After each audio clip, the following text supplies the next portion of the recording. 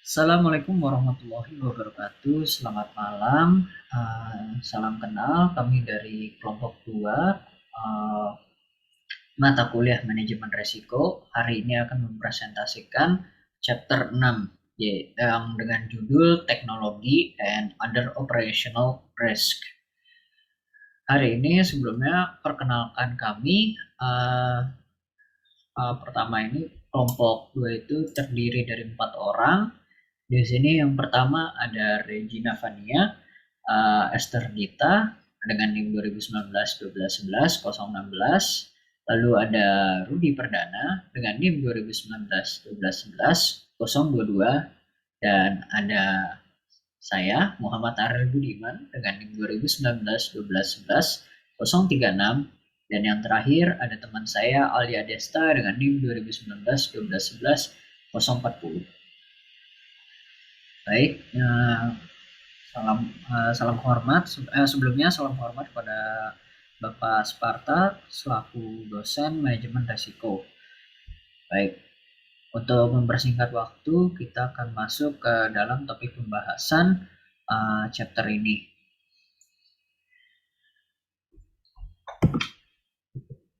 Baik, yang pertama ini ada resiko operasional. Di sini resiko operasional itu merupakan suatu kejadian potensial baik yang dapat diperkirakan, anticipated, dan yang tidak dapat diperkirakan, yaitu unanticipated, yang berdampak negatif terhadap pendapatan dan pemodalan bank.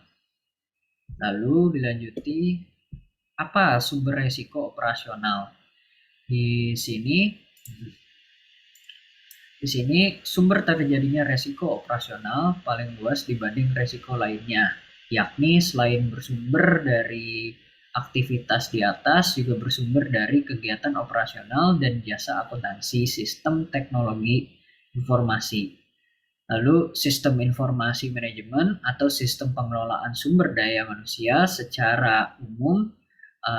Lalu adanya risiko operasional terkait dengan sejumlah masalah yang berasal dari kegagalan suatu proses atau prosedur. Lalu adanya risiko operasional yang merupakan risiko yang mempengaruhi semua kegiatan usaha karena merupakan suatu hal yang inherent dalam pelaksanaan suatu proses atau aktivitas operasional. Dalam sumber risiko operasional ini terdapat 4 jenis kejadian risiko operasional berdasarkan frekuensi dan dampaknya. Keempat itu ada, yang pertama itu ada low frequency and or low impact with low impact. Ini bisa diartikan jarang terjadi dan dampaknya itu sangat rendah. Dan lalu risiko kedua ini ada low frequency atau high impact. Di sini sifatnya itu jarang terjadi, namun dampaknya memiliki efek yang sangat besar. Dan yang ketiga ini ada high frequency and low impact. Ini sering terjadi, namun dampaknya sangat rendah. Dan yang keempat ini, yang terakhir ini, high frequency with high impact. Di sini risikonya ini sangat sering terjadi dan dampaknya sangat besar. Lalu, slide selanjutnya, risiko operasional. Terkait dengan aktivitas fungsional bank seperti di sini ini, yang pertama ini ada perkreditan, lalu penyediaan dana, lalu ada treasury dan investasi, operasional dan jasa, lalu ada pembiayaan perdagangan, dan pendanaan dan instrumen hutang. Lalu adanya teknologi sistem informasi dan sistem informasi manajemen. Dan yang terakhir itu ada pengelolaan sumber daya manusia. Baik.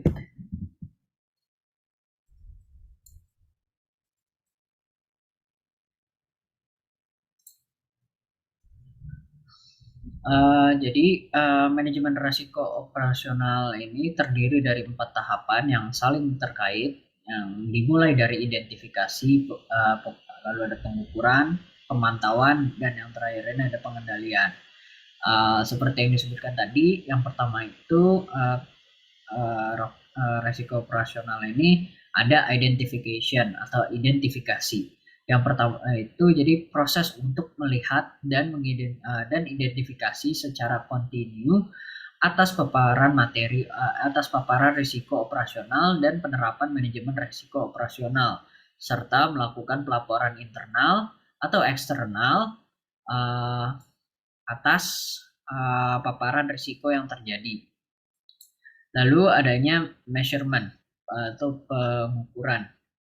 Proses ini menilai paparan risiko operasional pada produk, jasa, proses, dan sistem untuk mengetahui profil risiko perusahaan secara kuantitatif serta efektivitas penerapan manajemen risiko operasionalnya.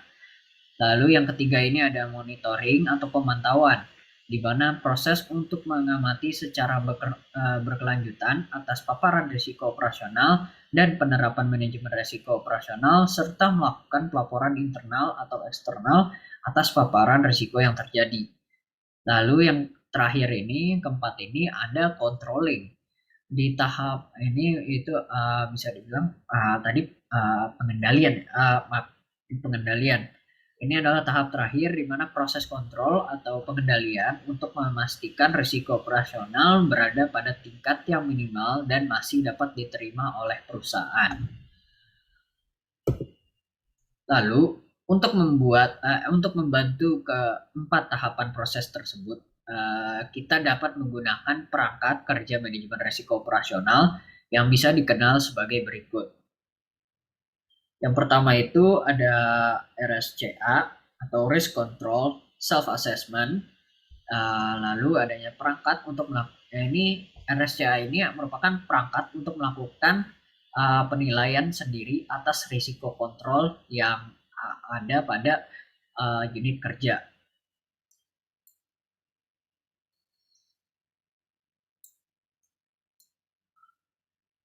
Oke, maaf ya. Lanjut, di sini ada RLED, RLED atau Risk or Loss Event Database. Di sini perangkat yang digunakan untuk mencatat data kejadian atau kerugian yang disebabkan oleh risiko operasional. Lalu yang ketiga ini ada KRI, yaitu Key Risk Indicator, di mana perangkat untuk mengidentifikasi potensi risiko kritikal dengan memonitor indikator yang berfungsi sebagai sinyal peringatan awal sebelum risiko tersebut terjadi. Lalu, risiko operasional dapat dibagi ke dalam beberapa kelompok dengan kategori, yaitu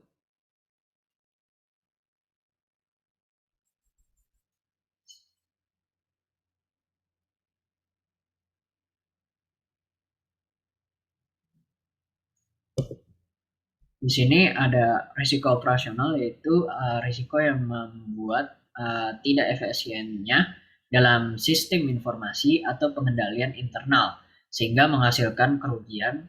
Jadi risiko ini lebih lanjut dapat dibagi ke dalam risiko fraud atau risiko penyampaian informasi yang tidak benar. Risiko yang tidak bisa dihindari seperti banjir dan risiko pekerja atau personal risk. Itu seperti ya kalau dia lagi sakit atau ada hubungan urusan keluarga, ya undangan dan lain-lain. Lalu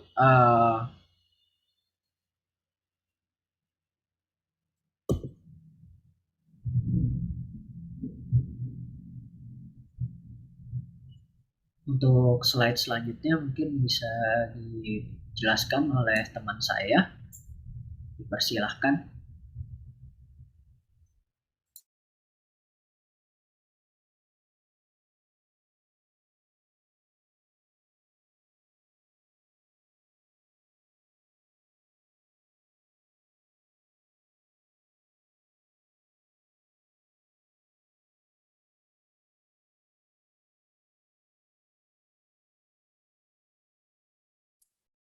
Selanjutnya yaitu ada resiko hukum.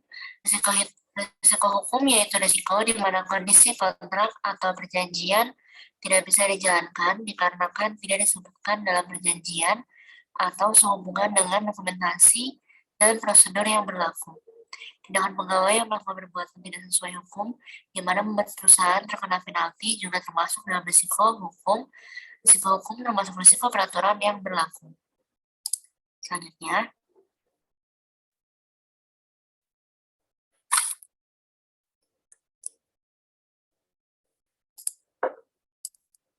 ada risiko reputasi. Risiko reputasi yaitu risiko yang memaksa melakukan provisi kontrak akan membuat kerugian kepada pihak lain, sehingga reputasi perusahaan mengalami penurunan kepada konsumen perusahaan. Selanjutnya,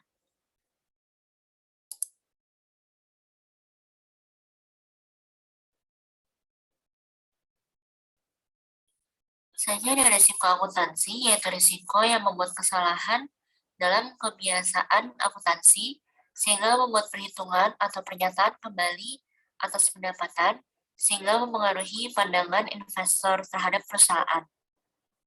Selanjutnya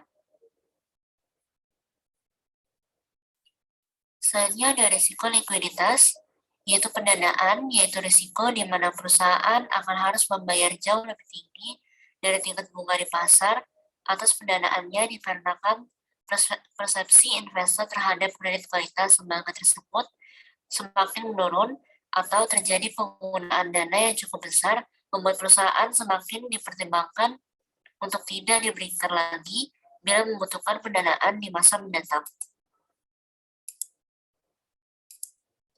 Selanjutnya,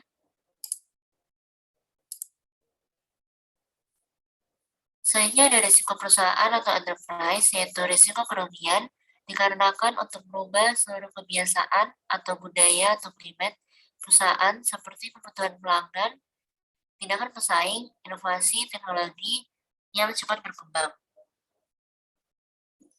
Selanjutnya,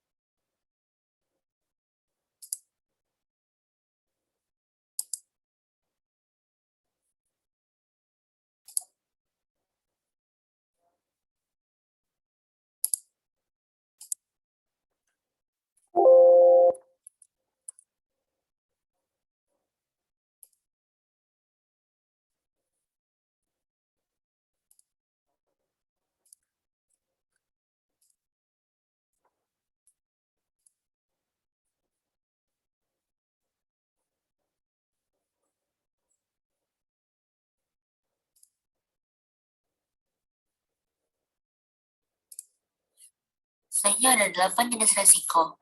Profil resiko ketujuh aktivitas fungsional dinilai resikonya ke dalam 8 jenis. Yang pertama ada resiko kredit, yang kedua ada resiko pasar, yang ketiga ada resiko likuiditas, yang keempat ada resiko operasional, yang kelima ada resiko hukum, yang keenam ada resiko reputasi, yang ketujuh ada resiko strategi, dan yang terakhir ada resiko kepatuhan.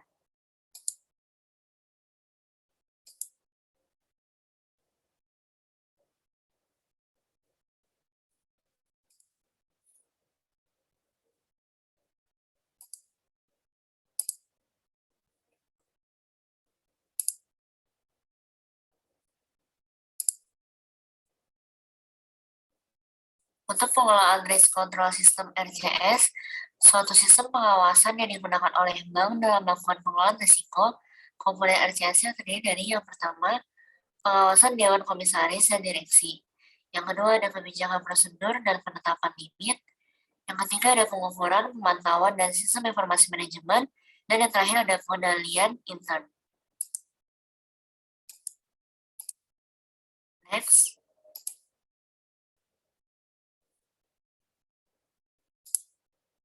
Untuk penyebab tingkat pertumbuhan risiko operasional, yang pertama ada otomatisasi, yang kedua ada ketergantungan pada teknologi, yang ketiga ada outsourcing, yang keempat ada terorisme, yang kelima ada globalisasi, yang keenam ada insentif dan perdagangan, Yang ketujuh ada volume dan nilai transaksi. Dan yang terakhir ada proses perkara. Next.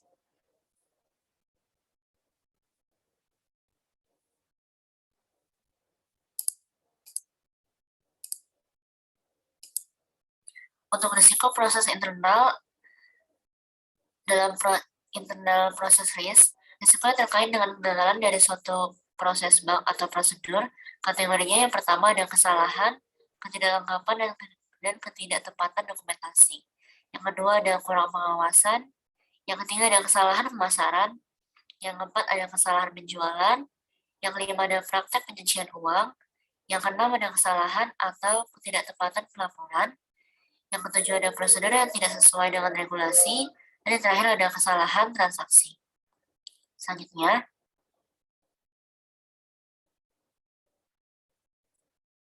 untuk yang selanjutnya akan dijelaskan oleh teman saya Rudi Perdana.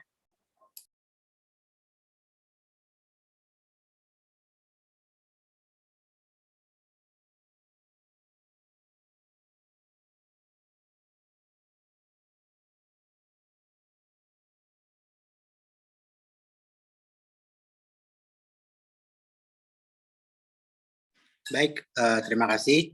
Pada kesempatan ini kita akan membahas mengenai risiko sumber daya manusia atau people risk, di mana people risk ini dampaknya ke arah manusianya. Bagaimana kita menilai manusianya, apakah manusianya itu dapat mampu memahami suatu pekerjaan dengan baik, atau manusia ini kurang dan perlu diadakannya pelatihan supaya dia dapat menyesuaikan kondisi pekerjaannya dengan apa yang harus dikerjakan dan diminta oleh perusahaan terhadap karyawan itu sendiri.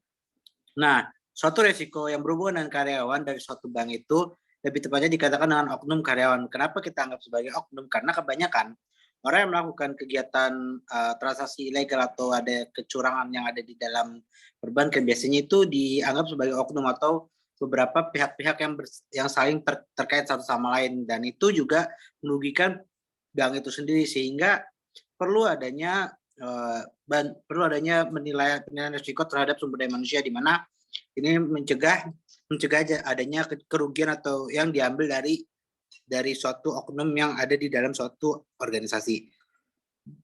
Di mana di sini ada beberapa variasi dalam resiko manusia, di mana yang pertama itu adalah kesalahan manusia, di mana jadi di sini kesalahan itu terjadi dikatakan dengan tidak sengaja atau ada pula yang disengaja. Kalau misalnya kesalahan itu tidak sengaja, maka kita anggap itu sebagai human error, atau mungkin dia hanya sebatas sekali saja melakukan kesalahan, jadi bisa dimaklumi lah. Tapi bisa juga ditegur, tetapi ditegurnya itu tidak terlalu kasar, namun sejenis diberikan pengarahan yang lebih baik. Kalau misalnya mereka melakukan kesalahan manusia secara terstruktur atau secara benar-benar langsung atau sengaja, berarti itu jatuhnya ke kecurangan atau fraud. Nah, yang kedua ini adalah tidak kompeten, di mana suatu karyawan ini pasti ada yang tidak kompeten atau tidak mampu mengerjakan suatu pekerjaan, sehingga dimasukkan ke dalam risiko sumber daya manusia. Nah, di dalam tidak kompeten ini itu bisa diatasi dengan cara memberikan pelatihan yang secara berangsur-angsur, sehingga dengan adanya pelatihan diharapkan karyawan itu dapat meningkatkan skillnya atau mengelevasi skillnya menjadi lebih baik dan menjadi semakin berkompeten dalam mengerjakan pekerjaan yang diminta oleh perusahaan. Yang ketiga ini adalah niat jahat, di mana kita tidak tahu manusia ini punya niat jahat atau tidak dalam suatu bisnis. Kalaupun ada niat jahat, itu perlu diperhitungkan dari kesempatan atau dari seberapa ketatnya pengawasan, itu perlu diperhatikan, karena tidak sewaktu-waktu niat jahat itu dapat berjalan mulus karena adanya kesempatan, karena kalau misalnya ada kesempatan itu dibuka, maka penjahat itu niat jahat dari suatu manusia itu akan muncul dan akan melakukan tindakan kejahatan atau kriminal di dalam suatu perusahaan. Kemudian yang berikutnya ini adalah kehilangan karyawan kunci. Maksud dari kehilangan karyawan kunci ini, jadi ketika suatu perusahaan itu kehilangan seseorang yang sangat berperan penting dalam suatu perusahaan, maka perusahaan atau perbankan ini perlu menghitung-hitung apa dampaknya ketika bank ini melepas karyawan yang mereka anggap sangat berjasa besar, sehingga perlu dicari penggantinya. Kalaupun dicari penggantinya itu juga tentu susah dan tidak mungkin semua orang sama di bidangnya. Jadi ini yang menjadi kelemahan terpenting, karena karyawan kunci itu biasanya sangat berperan untuk kelangsungan bisnis, kehidupan perbankan dan sebagainya. Yang kemudian yang terakhir ini adalah penipuan, di mana penipuan ini kita masukkan dalam kategori fraud yang sudah dijelaskan itu di atas tadi tergolong kesalahan manusia. Nah, kalau penipuan ini bedanya ini penipuan itu bersifat secara sengaja, dan itu melakukan penipuan itu dengan maksud untuk mengambil keuntungan dari orang lain, atau kita kalau orang lain ini yang kita maksud adalah perbankan dan ini adalah perbankan, sehingga kalaupun mereka melakukan penipuan dan itu ada yang sudah direncanakan, maka dampaknya akan besar dan perlu adanya pengawasan terhadap kasus penipuan supaya perbankan ini tidak dapat ditipu atau tidak bisa ditipu begitu dengan mudah, sehingga perlu adanya peningkatan tingkat keamanan. Next.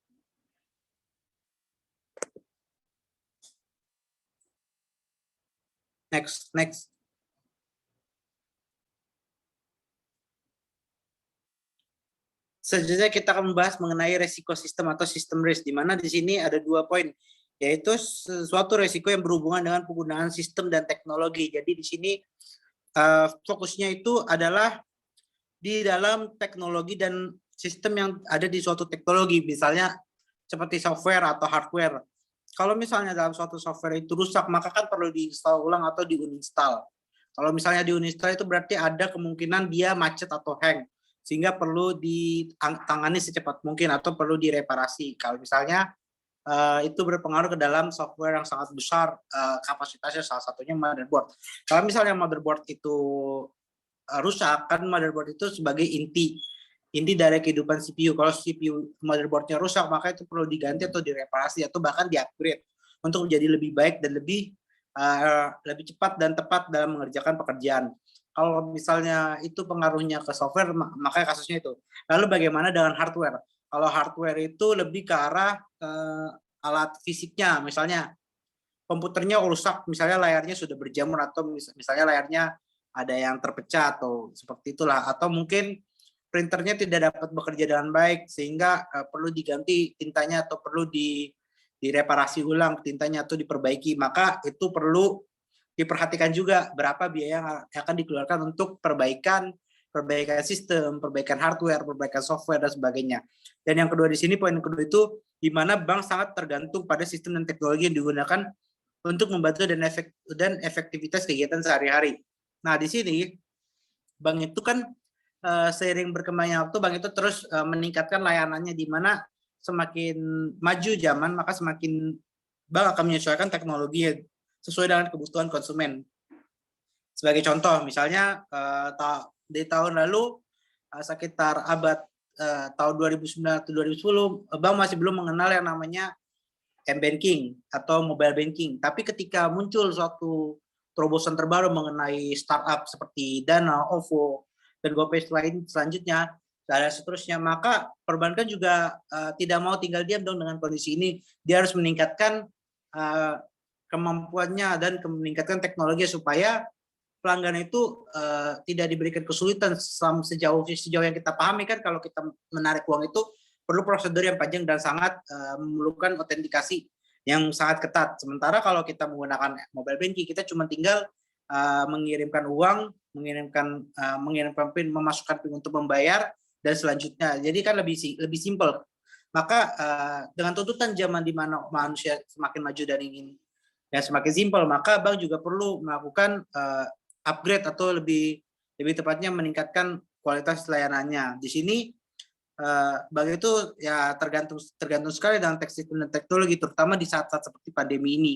Karena kan di pandemi ini kan orang jarang yang mau pergi ke bank, atau jarang orang mau pergi secara fisik langsung ke kantor, sehingga daripada mereka harus bersentuhan fisik atau pergi ke sana, lebih baik mereka menggunakan mobile banking. Nah, dengan mobile banking ini, maka konsumen ini terbantu karena tidak perlu harus mengambil uang ke bank atau meneruskan menggunakan prosedur yang lama, tidak perlu karena sudah maju teknologi. Jadi tinggal di ATM, ambil, selesai, dan itu sudah selesai. Jadi tidak perlu capek-capek lagi. Nah, lalu bagaimana apabila kalau sistemnya bank ini rusak? Maka ya otomatis bank harus cepat-cepat memperbaikinya. Kalau tidak, otomatis banyak sekali resiko di mana konsumen atau pelanggannya itu bisa saja kehilangan data atau data loss atau datanya rusak. Nah, itu kan menjadi masalah lagi di mana nanti bank akan dituntut untuk mengembalikan uang-uang yang hilang atau yang data-data yang rusak gitu kan. Nah, di sini bank itu berperan penting juga untuk memperbaiki teknologi sehingga menghindari adanya resiko seperti itu. Dan ini yang dimaksud dari sistem resiko, yaitu dari sisi software dan hardware atau perangkat lunak komputernya dan perangkat keras komputernya. Seperti itu. Next.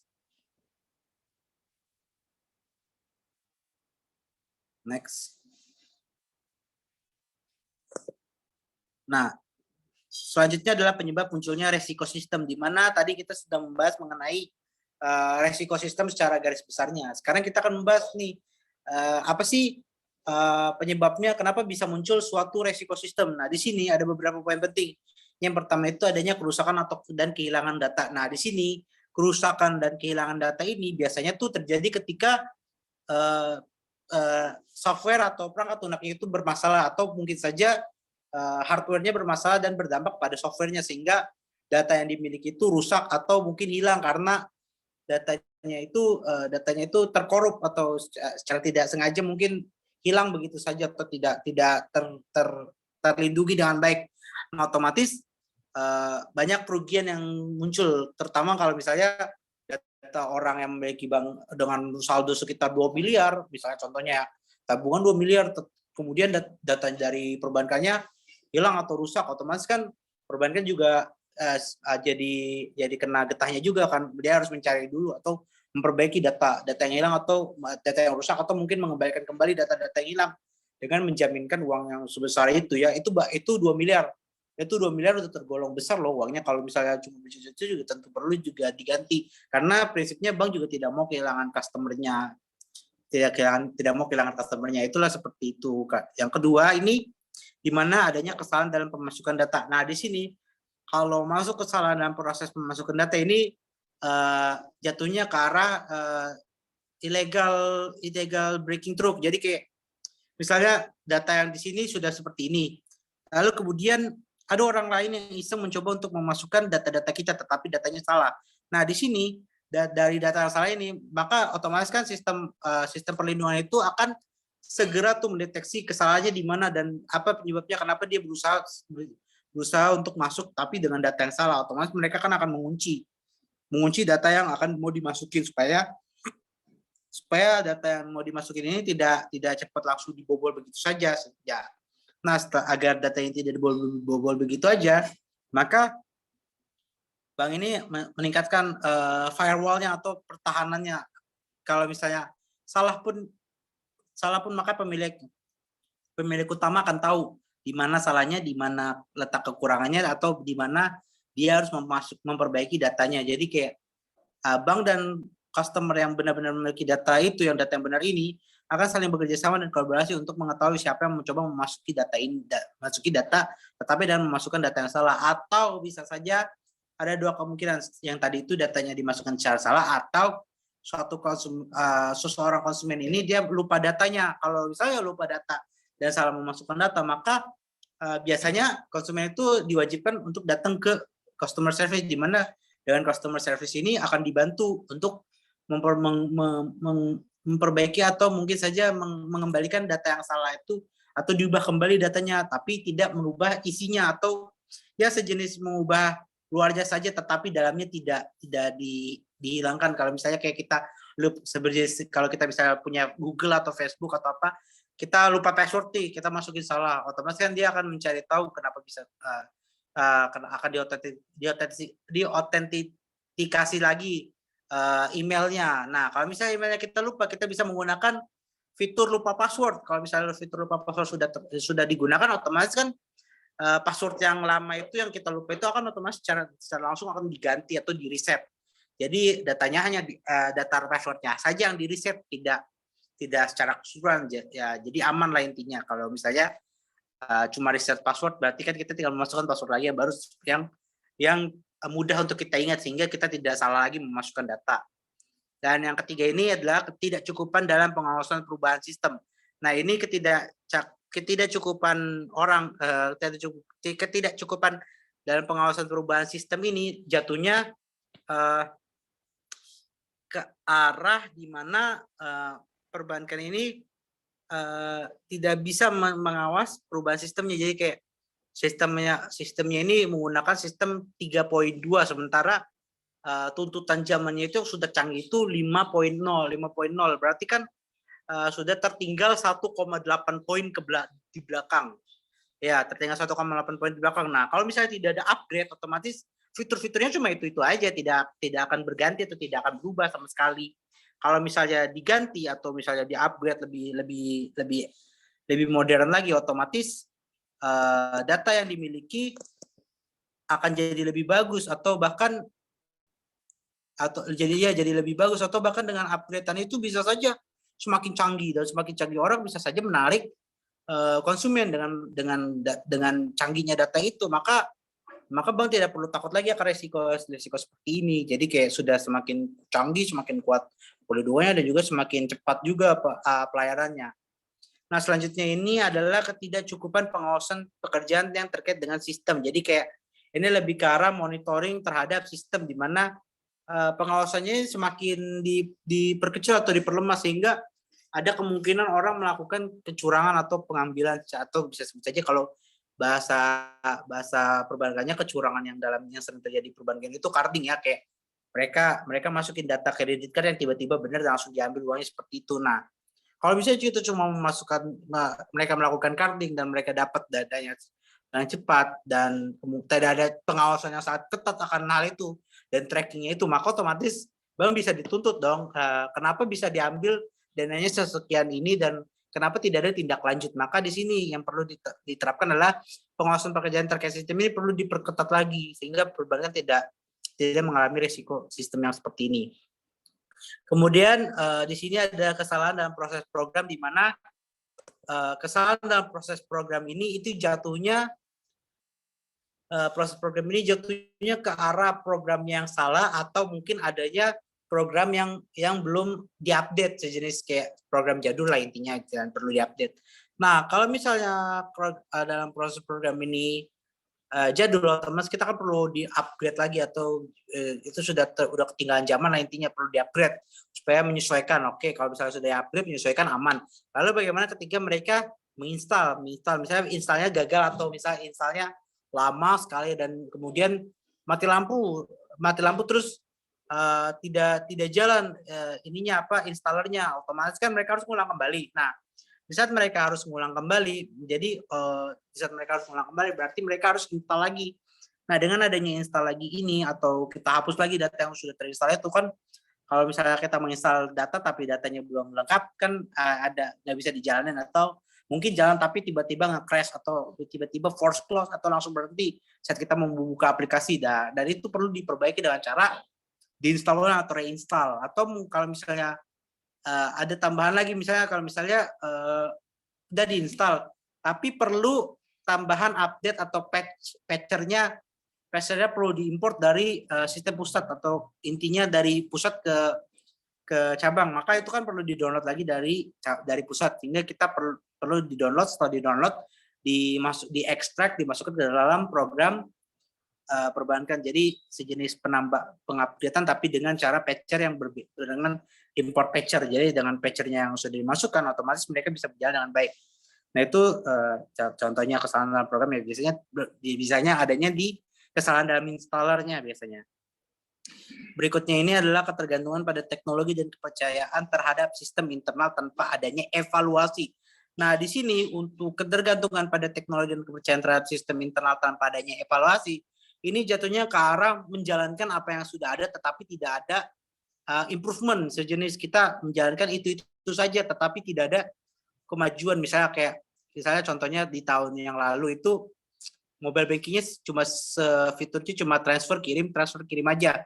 Nah, kalau cuma transfer kirim dan transfer kirim aja itu kan hanya sebatas datar atau tidak ada terobosan terbaru yang membuat pengguna itu merasa wah mereka semakin tertarik akan itu. Nah, kalau misalnya itu dilakukan terus, otomatis mereka lama-kelamaan perbankan itu akan kehilangan karyawan, kehilangan customer-nya. Nah, dengan menghadapi adanya tanpa adanya evaluasi ini, maka perbankan itu tidak akan maju.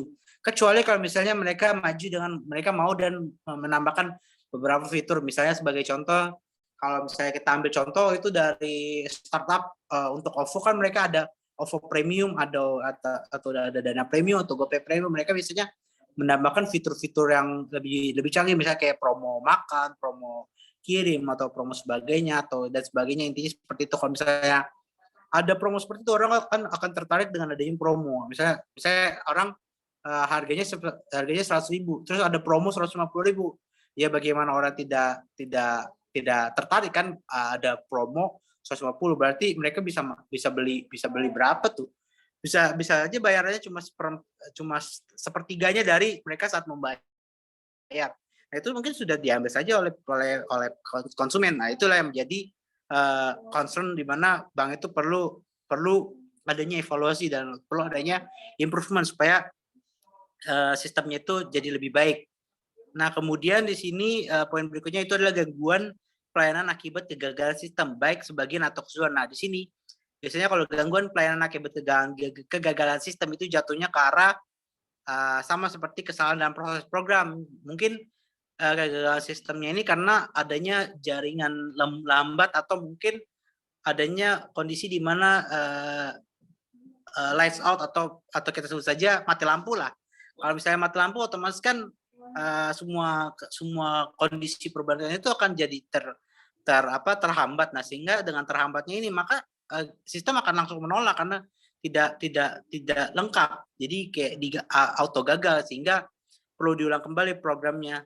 Nah, kemudian di poin berikutnya ini adalah masalah sistem keamanan, di mana masalah sistem keamanan ini jatuhnya ke pengawasan dari customer dan juga pengawasan dari dalam aplikasi. Jadi dengan adanya masalah sistem keamanan, kalau misalnya sistem keamanan gampang diretas atau mudah sekali dihack atau dicuri datanya, maka ini yang menjadi concern di mana bank itu perlu mempertahankan data-data konsumen kan, di mana kita tahu perbankan itu harus melindungi data konsumennya atau menjaga kerahasiaan customernya. Kalau datanya dicuri ya berarti nggak ada yang perlu.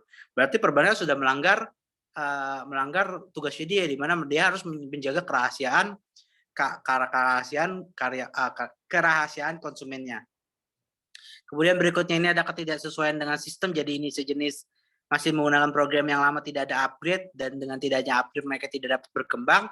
Dan yang terakhir ini adalah penggunaan teknologi yang belum teruji, jadi mereka hanya langsung mengimplementasi saja tanpa adanya uji coba dari suatu teknologi. Misalnya sebagai contoh, dulu kalau nggak salah pernah dengar berita di mana perbankan ingin mengaplikasikan teknologi Bitcoin, tetapi Bitcoin itu belum teruji secara global. Otomatis kan perbankan merugi kan dengan nilai Bitcoin yang dulu seperti mereka investasi berjuta-juta, tapi belum diuji, jadi dananya cuma $1 saja. $1 itu cuma harga 13.000. Tapi sekarang ketika mereka sudah menguji lebih lanjut dan semakin bagus, kita bisa tahu sekarang Bitcoin itu sudah mungkin seharga 600 juta. Mungkin untuk satu Bitcoin saja sudah seharga 600 juta. Di tahun lalu itu, di tahun sekitar 2010-2009 baru $1. Berarti dengan ini kita sudah dapat menyimpulkan bahwa teknologi Bitcoin itu sudah teruji. Jadi kalau mereka mengaplikasikan mungkin akan memakan biaya yang lebih besar ya, dan itu perlu lagi kalau misalnya ada implementasi sistem yang lebih baru. Next.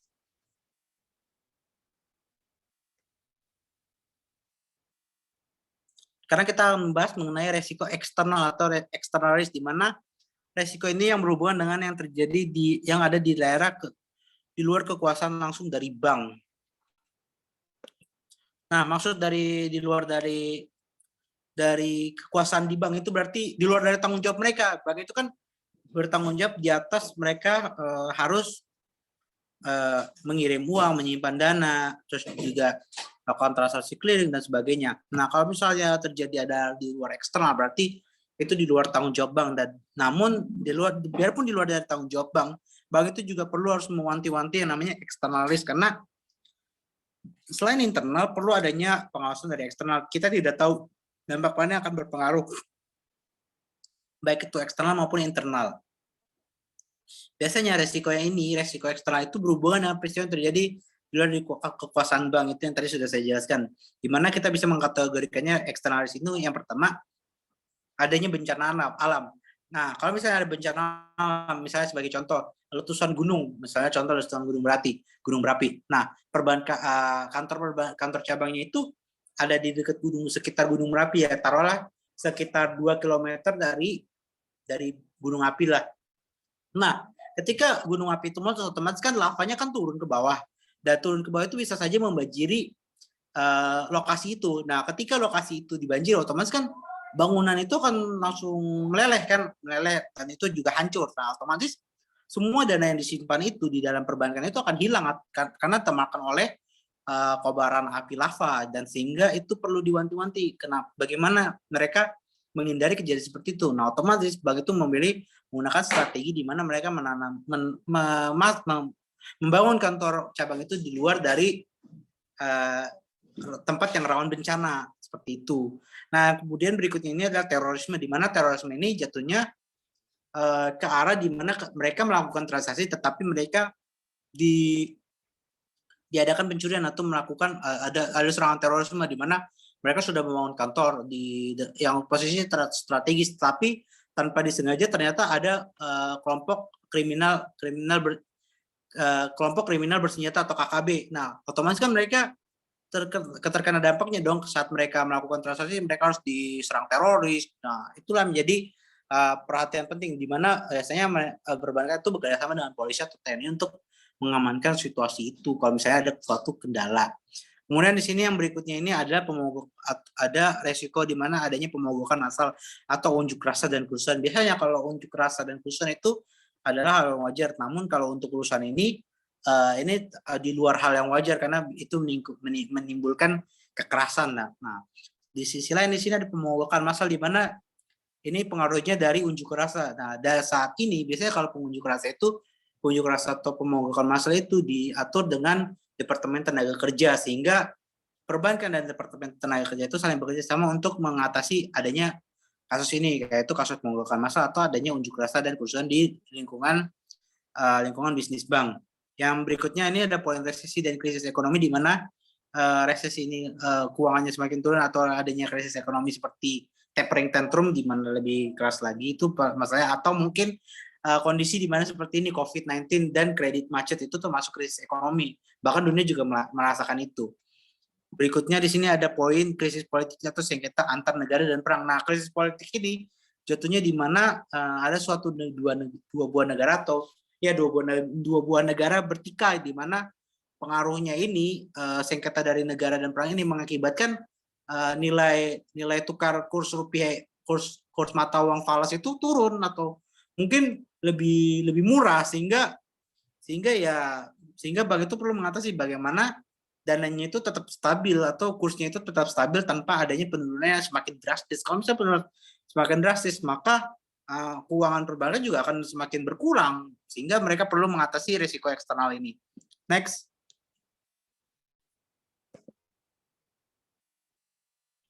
Selanjutnya kita akan membahas risiko hukum atau legal risk, di mana legal risk ini itu berasal dari ketidakpastian tindakan hukum atau ketidakpastian dalam menginterpretasikan atau mengaplikasikan kontrak hukum dan peraturan. Di mana risiko hukum ini memiliki dua aspek. Yang pertama itu ketidakpastian bersumber pada tuntutan hukum yang dilakukan oleh stakeholder terhadap bank, atau yang kedua terhadap ketidakpastian legislasi di mana interpretasi proses pengadilan. Jadi misalnya ada suatu kasus di mana bank ini susah mendapatkan hukumnya, atau mungkin saja di mana konsumen yang menuntut ini hukumnya lebih kuat dan benar ternyata, maka di sini ya bermasalahnya itu jatuhnya ke interpretasi proses pengadilan, biasanya dijelaskan di pengadilan. Tapi kalau misalnya ini pengaruhnya pada stakeholder terhadap bank, berarti ini pengaruhnya pemangku kepentingan atau pemegang kepentingan kekuasaan tertinggi terhadap operasional bank. Dan ini biasanya kalau resiko hukum ini jatuhnya ke undang-undang dan bisa diselesaikan melalui meja hijau atau pengadilan biasanya, atau mungkin mereka dengan jalur mediasi sejenis itu, sejenis itu. Next. Next.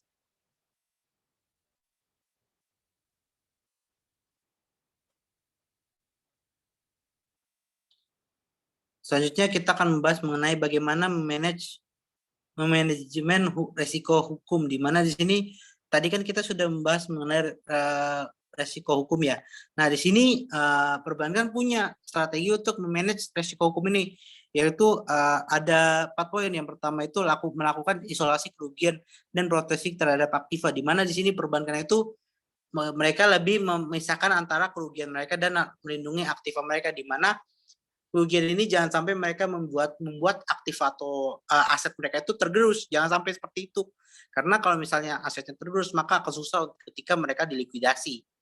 Kemudian di sini adanya pengurangan resiko hukum. Maksud di sini pengurangan resiko hukum ini adalah di mana bank itu berusaha untuk meminimalisir adanya resiko hukum dengan cara meningkatkan kehati-hatian mereka, sehingga kalau misalnya transaksi apa-apa perlu diawasi lebih ketat untuk menghindari resiko hukum yang besar. Semakin ketat suatu pengawasan, maka resiko hukum itu akan semakin berkurang. Tetapi ketika suatu pengawasan itu semakin rendah atau semakin dibiarkan terbuka, maka otomatis resiko hukum itu akan semakin besar, karena tanpa adanya pengawasan, otomatis kita kalau misalnya melakukan kesalahan bisa dituntut dengan hukum. Karena ini kan negara Indonesia ini adalah negara hukum.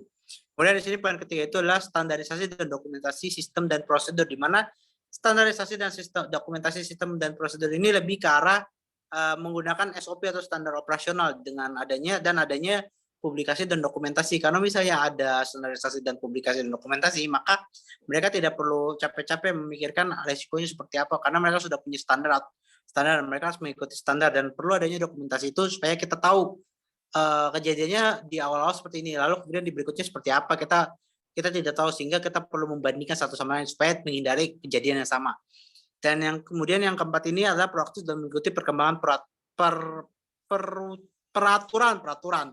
Ya, peraturan mengikuti perkembangan peraturan, karena perbankan itu biasanya diikuti, perbankan itu bukan cuma bank umum saja, ada pula Bank Indonesia, dan itu perlu adanya mengikuti peraturan, di mana bank umum itu harus mengikuti peraturan Bank Indonesia, dan Bank Indonesia itu mengikuti peraturan pemerintah seperti itu. Next.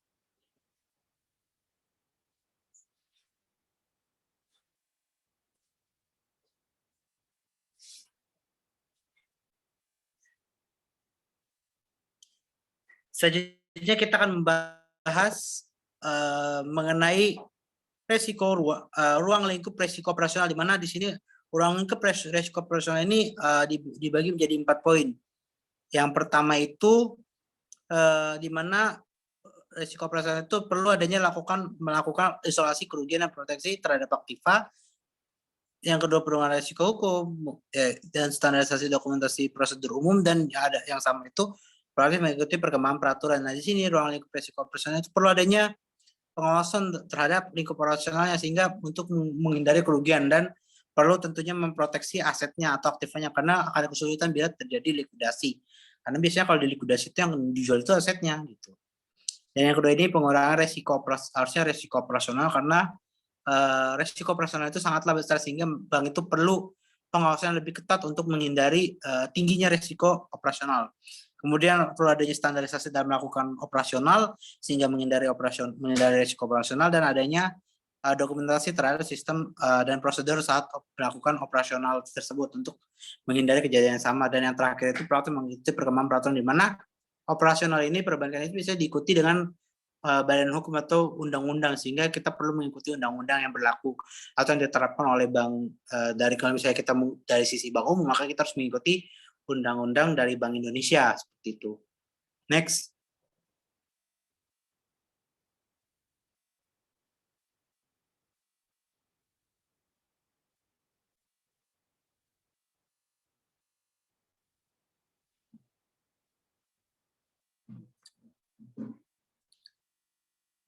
Selanjutnya kita akan membahas mengenai sasaran pengelolaan risiko operasional, di mana dalam pengelolaan resiko ini ada sasarannya di mana tujuannya ini dan pengelolaan operasional ini ada tujuannya di mana yang pertama itu memahami resiko operasional yang utama sehingga pengelolaan resiko ini lebih fokus dalam rangka mengurangi kerugian yang tidak perlu. Jadi kayak kita perlu pahami dulu nih apa yang akan terjadi saat kita melakukan tindakan seperti ini, resikonya apa saja, dan lalu kita perlu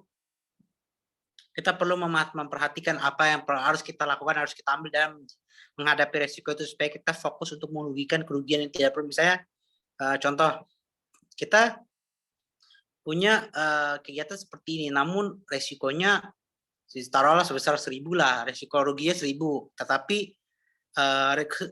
tapi kita juga perlu tahu resiko 1.000 itu tetaplah uang, jadi kita tidak perlu kita harus mengorbankan sekecil itu dalam mengambil resiko. Kalau misalnya kita bisa mendapatkan untung, kenapa kita harus mengambil jalur rugi walaupun itu cuma 1.000. Nah, bank itu juga seperti itu. Mereka tidak mau rugi dan mereka perlu menggunakan pengawasan yang sangat hati-hati atau mungkin sangat ketat supaya menghindari kerugian yang tidak perlu. Sebagai contohnya seperti yang saya sebut seperti itu contohnya. Nah, yang kemudian berikutnya ini itu menghindari kerugian yang tidak diharapkan dan meningkatkan efisiensi dalam operasional perusahaan. Nah, di sini maksudnya ini adalah menghindari kerugian yang tidak diharapkan ini jadi sejenis mereka sudah mengkira-kira misalnya ruginya seperti ini atau mungkin skenario-nya yang buruk itu seperti ini, tetapi di luar dari itu mungkin saja ada resiko yang bahkan mereka tidak hitung-hitung atau mungkin saja memantau mereka dari kejauhan. Nah, di sini dengan adanya ini mereka mengadakan efisiensi operasional perusahaan dan juga mengawasi operasionalnya supaya menghindari kerugian yang tidak diharapkan sesuai dengan penghitungan resiko manajemen mereka. Kemudian berikutnya ini, poin berikutnya itu penggunaan modal secara efisien untuk mengoptimalkan pendapatan risk return trade-off bagi bank. Jadi kayak mereka lebih menggunakan modal ini secara efisien dengan menanamkan modal-modal tersebut di sektor-sektor yang fleksibel atau mampu mendapatkan keuntungan. Ya, itulah perbankan kita mengambil resiko investasi yang lebih tinggi. Resiko investasi yang lebih tinggi juga memberikan high return yang lebih tinggi. Jadi kayak mereka mewanti-wanti mana resiko yang bagus dan mana high return yang bagus. Maka biasanya perbankan itu jarang mengambil resiko yang tinggi dan returnnya kadang juga jarang karena mereka lebih fokus kepada daripada mengambil resiko yang besar, lebih baik mereka mengambil resiko yang kecil dan mungkin returnnya mungkin kecil tapi ya setidaknya bisa menutupi atau bisa saja bermanfaat bagi operasional mereka. Kemudian berikutnya itu adalah memberikan kepuasan kepada para pihak yang berkepentingan atau satisfy stakeholder, di mana di sini itu perbankan itu harus mementingkan kepentingan dari pemegang perusahaan atau stakeholder atau pemangku kepentingan, karena kalau misalnya mereka tidak puas maka otomatis mereka akan mengajukan keluhan dan keluhan ini dengan semakin banyak keluhan maka bank itu juga risih kan, dan juga orang yang selalu mengajukan keluhan ini juga sama-sama aja, bahkan juga mereka akan berpikir mungkin bank ini nggak bagus nih, tinggalin aja, atau mereka otomatis akan mencari bank yang lebih bagus. Nah, di sini mereka perbankan ini harus memastikan bahwa yang berkepentingan atau konsumen atau pelanggan itu tidak sampai lari ke bank lain seperti itu. Nah, poin berikutnya ini di mana harus mematuhi ketentuan peraturan yang berlaku dan perwujudan pertanggungjawaban pengurus perusahaan. Dari sini, biasanya perusahaan itu perlu mematuhi peraturan yang berlaku dan perlu juga ada tanggung jawab terhadap bisnis yang mereka jalankan. Kalau misalnya mereka cuma melakukan bisnis tanpa ada pertanggungjawaban, berarti otomatis mereka cuma menjalankan bisnis aja. Mereka nggak tahu di mana hartanya dapat bagaimana, uangnya bagaimana, halal tidaknya seperti itu. Nah, dari sini mereka perlu memahami peraturan-peraturan yang berlaku untuk perusahaan itu lebih sustainable atau kita sebut saja good corporate governance, atau di mana yang lebih transparan lah dalam melakukan bisnisnya, supaya penanam modal ataupun konsumen tahu kemana uangnya dipakai atau digunakan atau disimpan seperti itu. Next.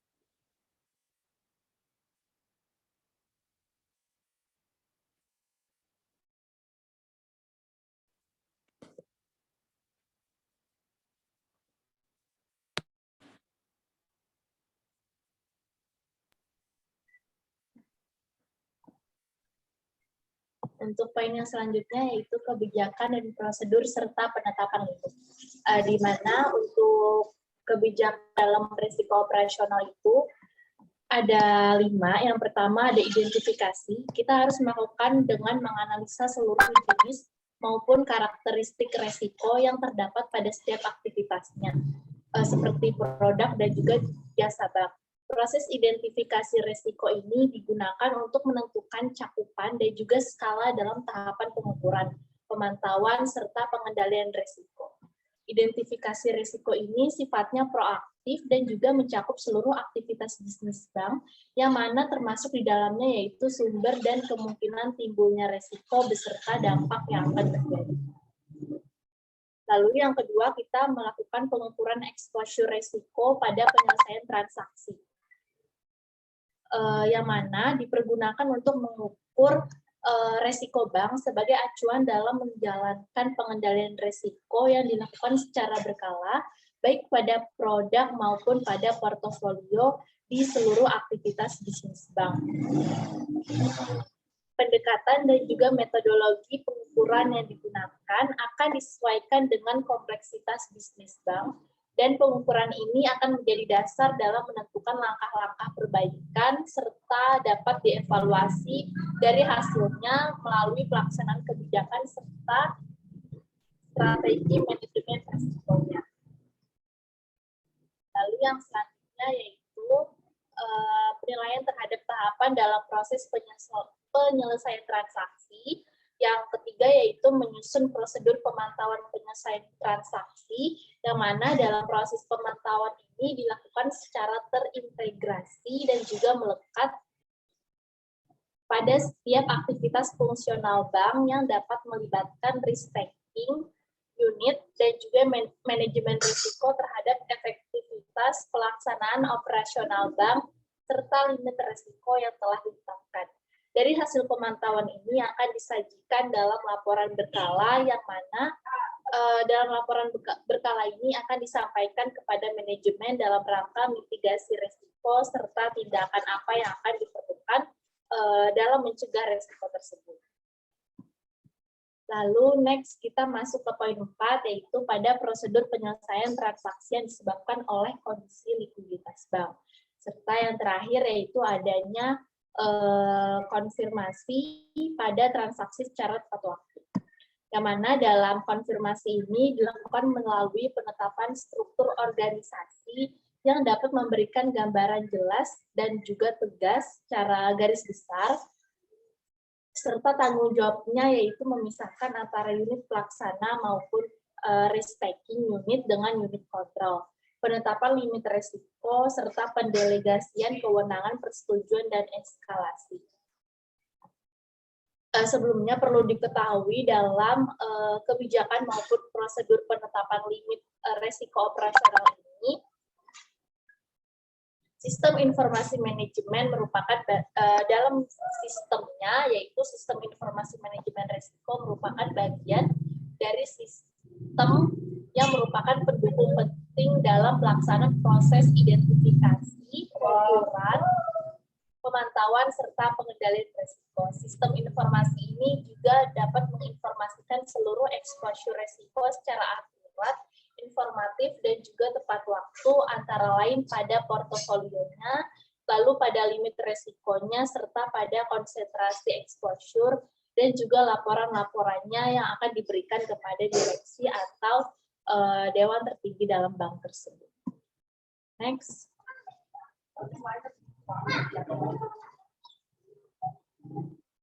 Masuk ke identifikasi resiko operasional, yaitu terdapat penjelasannya bahwasanya dalam kajian serta analisis terhadap berbagai faktor penyebab timbulnya risiko operasional yang melekat pada seluruh aktivitas fungsional, produk, proses, dan juga pada sistem informasi akan disebabkan oleh faktor internal dan juga faktor eksternal yang dapat berpotensi secara negatif terhadap pencapaian pada tujuan bank ataupun pada fungsi bank tersebut. Next.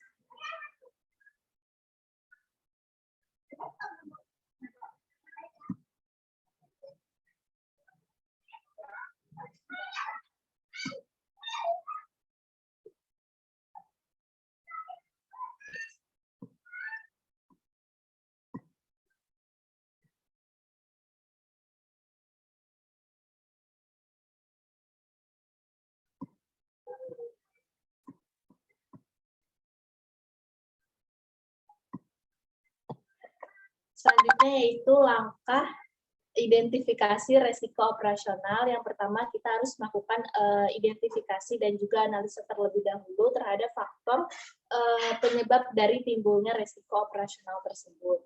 Lalu yang kedua ada mengembangkan database mengenai jenis kerugian yaitu loss event yang ditimbulkan oleh resiko operasional. Lalu yang selanjutnya itu menggunakan metode dalam mengidentifikasi resiko operasional.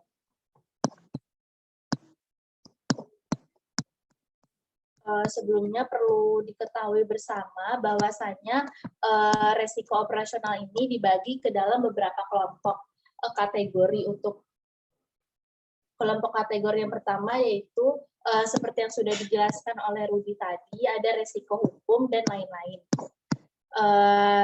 Dalam identifikasinya juga ada beberapa tahapan dalam mengatasi resikonya, yaitu kita harus mengidentifikasi, maka sebelum kita mengidentifikasi diperlukan pengelompokan terlebih dahulu resiko yang akan terjadi atau datangnya dari mana, dari internalkah atau dari eksternal suatu perusahaan atau suatu bank tersebut.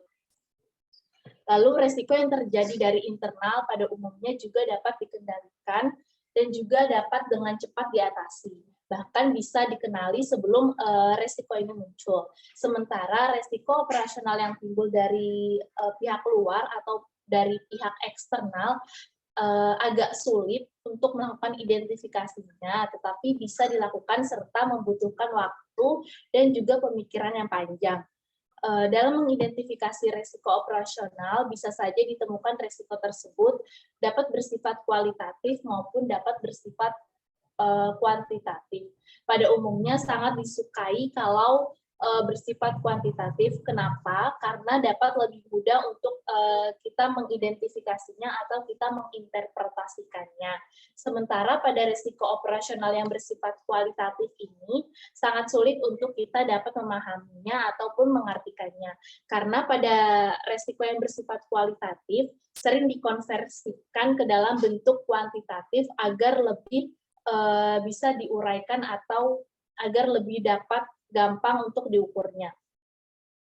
Lalu resiko kualitatif yang dikonversikan ini juga membutuhkan waktu serta pengetahuan yang lebih dalam dan lebih luas daripada resiko yang kita temui bentuknya secara kuantitatif. Seperti itu.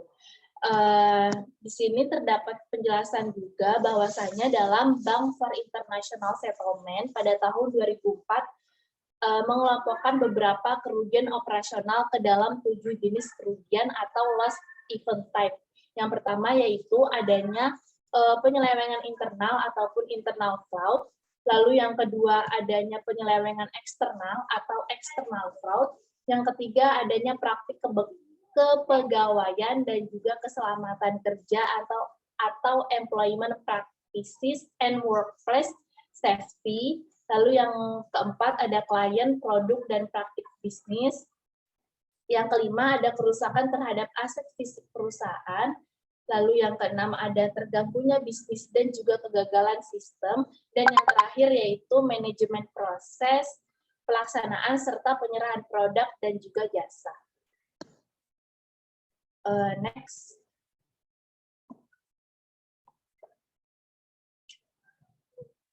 Masuk ke pengukuran resiko operasional. Di sini ada 3 jenis pengukuran resiko operasional.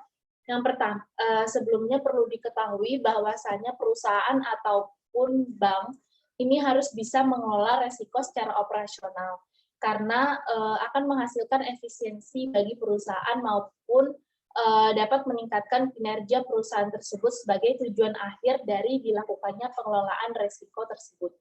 Di sisi lain, ketidakmampuan perusahaan untuk mengelola resiko operasional akan membuat perusahaan ini mengalami kerugian dan akan berdampak kepada modal atau kapital dari si perusahaan tersebut.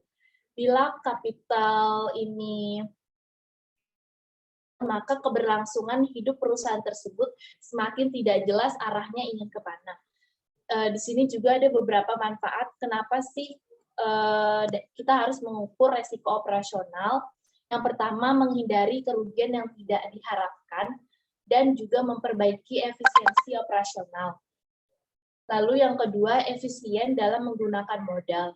Yang ketiga, memberikan kepuasan kepada pemangku kepentingan atau stakeholder. Lalu yang terakhir yaitu memenuhi tuntutan regulasi. Untuk metode pengukuran yang pertama yaitu ada basic indikator, yang mana pada basic indikator ini merupakan pendekatan yang paling sederhana, di mana pada pendapatan kotor akan dipandang sebagai proksi untuk skala exposure resiko operasionalnya pada bank. Lalu pada pendapatan kotornya yaitu pendapatan bunga bersih dan juga pendapatan non-bunga dari perusahaan atau bank yang bersangkutan. Lalu masuk ke poin yang selanjutnya yaitu standar design approach, yaitu pada pendekatan ini merupakan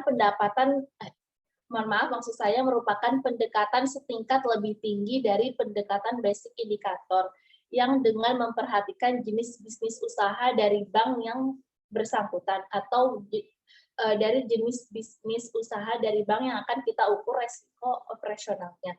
Lalu laba kotor merupakan indikator yang paling luas sebagai proksi untuk skala operasi bisnis dan juga exposure resiko operasionalnya. Pada pendekatan ini, laba kotor maupun beta dari masing-masing unit bisnis akan diperlukan untuk menghitung resiko operasionalnya. Lalu yang terakhir yaitu ada pengukuran resiko operasional secara advanced measurement approach. Pada pendekatan ini yaitu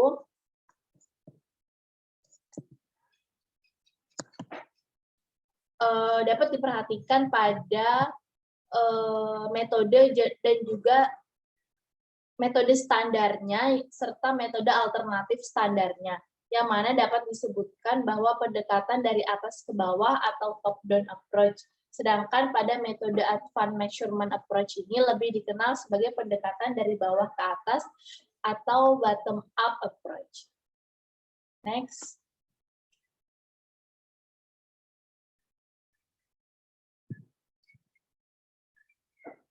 Masuk ke tujuan dari pengukuran resiko. Yang pertama, ada mengetahui resiko operasional yang mungkin terjadi pada setiap aktivitas fungsional bank yang terkait atau inherent risk. Lalu yang kedua, ada mengetahui toleransi resiko operasional atau risk tolerance yang dapat diterima oleh bank. Lalu yang ketiga, adanya menetapkan provisi guna mengcover resiko operasional yang mungkin timbul. Dan yang terakhir yaitu menetapkan peringkat resiko operasional dalam rangka menyusun profil resikonya atau risk profile. Next.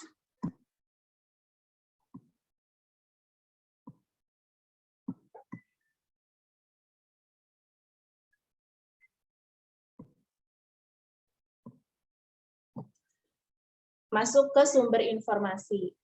Sumber informasi di sini adalah sumber informasi dalam resiko operasional. Yang mana pada sumber informasi yang pertama itu dari laporan keuangan perusahaan atau bank yang akan diukur. Lalu yang kedua ada dari kuesioner atau checklist yang diisi oleh masing-masing unit kerja operasional. Yang ketiga, informasi yang berasal dari divisi audit internal yang relevan dengan manajemen risiko. Lalu yang keempat, ada dari brainstorming. Yang selanjutnya ada historical records for similar or related matter. Lalu yang selanjutnya ada previous experience. Dan yang selanjutnya yaitu ada relevant published literature and research report. Selain itu, sumber informasi yang resiko itu bisa kita dapat dari dokumen internal, dokumen eksternal pihak internal perusahaan maupun pada pihak eksternal perusahaan seperti konsumen, pemasok, pengamat, tenaga ahli, pesaing, dan lain-lain. Untuk dokumen internal yaitu seperti yang sudah disebutkan tadi pada laporan keuangan. Nah, selain laporan keuangan itu ada dari dokumen SDM, surat perintah, Yang mana dari dokumen internal ini target pencarian yang pertama adalah mengidentifikasi risiko, tetapi seringkali tidak semua dokumen tertata dengan baik. Lalu yang kedua ada dari dokumen eksternal, misalnya pada koran, majalah, data publikasi, statistik keuangan, serta sumber lainnya. Yang mana dalam dokumen eksternal ini kita harus bisa memilah dan juga memilih informasi yang penting bagi suatu perusahaan yang akan kita ukur risiko operasionalnya. Lalu yang ketiga yaitu sumber informasi dari pihak internal perusahaan, contohnya seperti karyawan yang mengoperasikan mesin selama bertahun-tahun dapat menjadi narasumber yang kompeten. Masalahnya, karyawan ini seringkali tertutup dan juga berpersepsi semakin banyak resiko di unit kerjanya, semakin buruklah cara kerja mereka. Hal ini tentu saja salah, yang mana tidak ada hubungan antara jumlah resiko dengan kualitas kerja para karyawan di suatu perusahaan tersebut. Lalu untuk sumber informasi resiko yang selanjutnya ada dari pihak eksternal perusahaan, yang mana melalui FGD atau Focus Group Discussion yang melibatkan pihak eksternal perusahaan ini akan dianggap ahli. Yang mana kriteria ahli ini ada 3. Untuk yang pertama yaitu secara rutin menangani objek yang sedang diidentifikasi resikonya. Lalu yang kedua, orang di sekitarnya yang berpengaruh atau bisa mempengaruhi, misalnya pada atasan suatu bank atau pada atasan suatu perusahaan. Lalu yang ketiga yaitu ahli dalam bidang akademik mengenai objek yang sedang diukur. Next.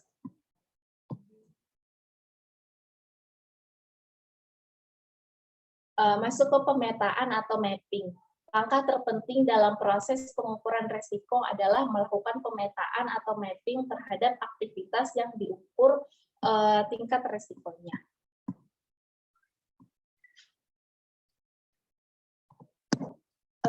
Sebelumnya, pemetaan ini atau mapping dalam pemetaan risiko merupakan kelanjutan dari tahap pengukuran risiko. Dalam arti luasnya, pemetaan risiko pada prinsipnya merupakan penyusunan risiko berdasarkan kelompok-kelompok tertentu, sehingga manajemen dapat mengidentifikasi karakter dari masing-masing risiko serta menetapkan tindakan yang seharusnya diambil untuk mengatasi risiko tersebut.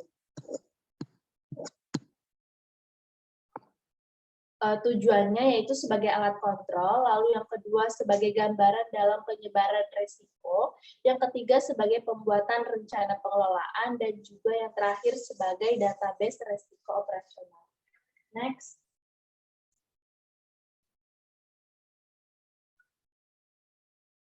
Fungsi pemetaan yaitu melihat hubungan antara qualitative approach seperti probability-nya atau pada frekuensi versus impact-nya. Pada probability-nya yaitu kecenderungan kemungkinan terjadinya resiko pada wilayah tertentu, lalu untuk impact-nya yaitu dampak kerugian yang berpotensi atau dapat timbul dari satu jenis wilayah resiko tertentu. Next.